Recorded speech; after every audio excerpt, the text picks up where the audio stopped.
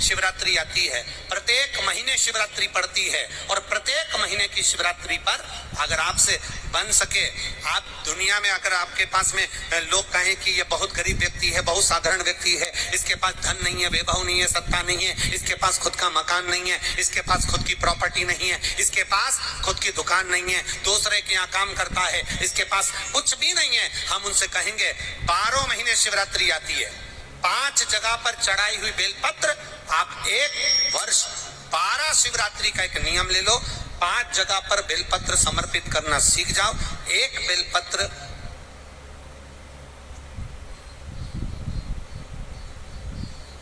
ये शिवलिंग, ये जलाधारी, बहुत ध्यान से देखना, ये चरण जहां से जल नीचे गिरता है, गणेश जी का स्थान, कार्तिकेय जी का स्थान, ये हस्तकमल माता पार्वती जी का हाथ हस्तकमल, शिवलिंग भगवान शंकर का स्थान। ऊपर से जो एक एक बूंद जल शिवलिंग के ऊपर गिर रहा है, शंकर भगवान की 5 बेटियां जया, विषहरा, शामरीवारी, दौतली, देव, बीच में जो एक मोटी सी लाइन है वो शंकर भगवान की छोटी लड़की, क्या नाम है, अशोक सुंदरी। ये पूरे शिवलिंग का वर्णन। 5 जगह पर बेलपत्र, 5 स्थान पर बेलपत्र, 12 महीने की शिवरात्रि। आप दूसरे के यहाँ काम कर रहे हो, नहीं है नौकरी, नहीं है काम, दूसरे के मकान में रह रहे हो, खुद का मकान भी नहीं, खुद का प्लाट भी नहीं, खुद की प्रॉपर्टी भी नहीं, बहुत संघर्ष की जिंदगी जी रहे हो, ठेला धका रहे, लॉरी चला रहे, गाड़ी चला रहे, ऑटो चला रहे, अपने लिए करने का प्रयास करना। घर में जितने सदस्य हैं, 12 महीने शिवरात्रि आती है, एक बेलपत्र अशोक सुंदरी वाली जगह पर डंडी का मुंह नीचे की ओर, दूसरी बेलपत्र माता पार्वती जी के हस्त कमल पर, ये 2 पत्ती जो होती है, इस पत्ती के 2 भाग शिवलिंग के बीच में हो। तीसरी बेलपत्र भगवान शंकर के शिवलिंग पर डंडी का भाग आपके विपरीत दिशा में हो, विपरीत दिशा। चौथी बेलपत्र भगवान शंकर का जहां से जल बहकर जाता है, जमीन पर जो जल बहता है, जमीन पे से जो जल बहकर जाता है, चौथी बेलपत्र उस जमीन के जल पर जहां से वो पानी बहकर जा रहा है, पूरे शिवलिंग को छोड़कर जहां से पानी जमीन पर बहकर जा रहा है उस स्थान पर। और 5वीं बेलपत्र नंदी का जो पांव ऊपर उठा हुआ है, उस पांव के पास में 5वीं बेलपत्र समर्पित करना। एक शिवरात्रि से लेकर 12 शिवरात्रि जो 1 वर्ष तक कर लेता है, 1 वर्ष अपनी कड़ी मेहनत के साथ में मेहनत पूरी करना। और ये 5 बेलपत्र हर महीने जो शिवरात्रि आती है उस पे समर्पित करना प्रारंभ कर दीजिए और मेहनत करना प्रारंभ कर दीजिए। आपको आपके कर्म का फल मिलेगा। साल भर के अंदर आप अच्छे बनकर बैठ सकते हैं। शिवरात्रि 12 महीने आती है, 12 हर महीने शिवरात्रि।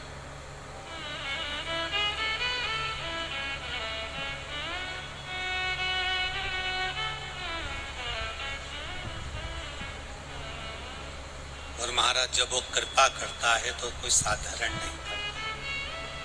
आपको पहले भी कथाओं में कहा, आपको पहले भी वर्णन किया, आपको पहले भी निवेदन किया, आपको पहले भी कहा, देवता देते हैं तो पल्ला झाड़ कर देते हैं, देवता देते हैं तो पल्ला झाड़ कर देते हैं, और मेरा देवघर वाला देता है तो छप्पर फाड़ कर देता है।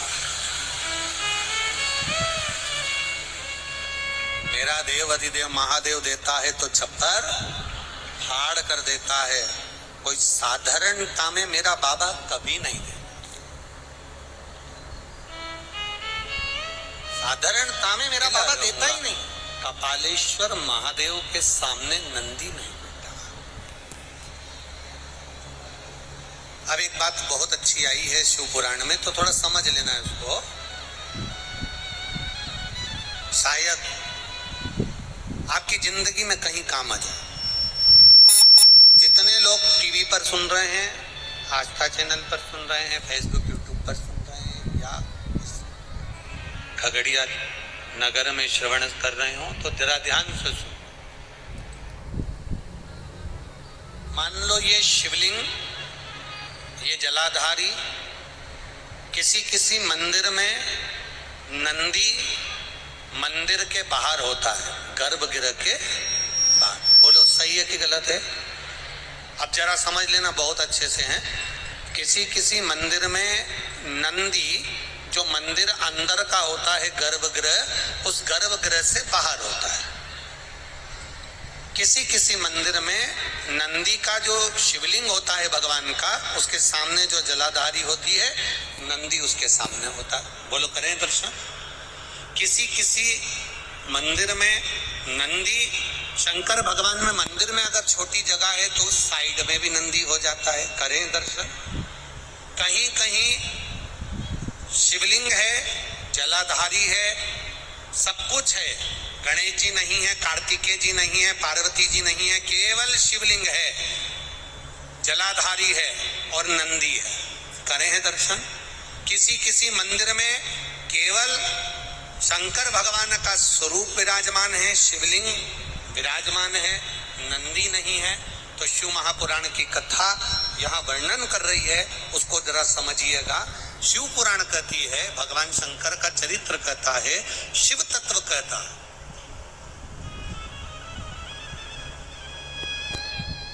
कि जिस मंदिर में नंदी जहां विराजमान, जिस जगह पर विराजमान है, सामने बैठा हो, गर्भगृह के बाहर बैठा हो, या तिरछे में बैठा हो, या शिवलिंग जिस भाव से विराजमान है, आप अपनी जो आराधना कर रहे हो, आप अपनी जो भाव से पूजन कर रहे हो, आराधना कर रहे हो, सेवा कर रहे हो, उसमें तुम्हारे भीतर ये भेद नहीं आना चाहिए कि इस मंदिर में नंदी तो बाहर है ही नहीं, तो मैं पूजन कैसे करूं। इस मंदिर में तो नंदी सामने बैठा है, तो मैं पूजन कैसे करूं। इस मंदिर में नंदी तिरछा बैठा है, तो मैं इसकी पूजन कैसे करूं। इस मंदिर में तो पार्वती जी नहीं है, गणेश जी नहीं है, षडानंद कार्तिकेय जी नहीं है, तो मैं पूजन कैसे करूं। शिव महापुराण की कथा कहती, ये भाव हमारे भीतर नहीं है।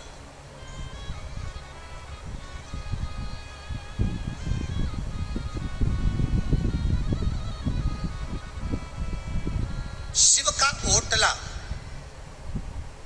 ओटले से मतलब है कि कहीं कहीं वृक्ष के नीचे भगवान शंकर बैठे रहते हैं, तो वहां मंदिर नहीं होता, केवल एक ओटला, केवल ओटला, और उस पे शिवलिंग रखा हुआ। केवल एक ओटले पर भगवान शंकर का शिवलिंग रखा है। या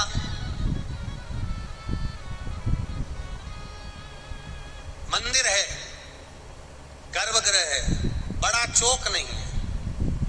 शिव महापुराण की कथा कहती है, जहां पर शंकर भगवान विराजमान होते हैं, जहां शिवलिंग रखा हुआ होता है, जिस ओटले पर शंकर भगवान का शिवलिंग विराजमान होता है, जिस गर्भगृह में शंकर भगवान का शिवलिंग विराजमान होता है, अगर वहां नंदी का भी तुमको दर्शन नहीं हो रहा है, वहां नंदी तुम्हें दिखाई नहीं पड़ रहे हैं, तो भी तुम यह मान कर चलना कि बिना नंदी के शंकर भगवान वहां बैठा ही नहीं है।